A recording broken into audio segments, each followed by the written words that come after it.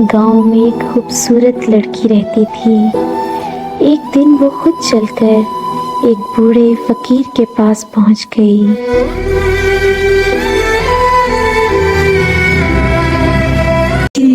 सबसे बयान लगी, सलाहात दिया शुरू। फिर लड़की ने शर्म और हया से सर झुकाए अपना दिल खोल दिया।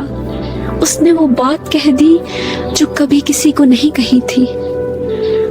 फकीर हैरान हो गया, इतनी खूबसूरत लड़की अकेली उसके पास क्यों आई?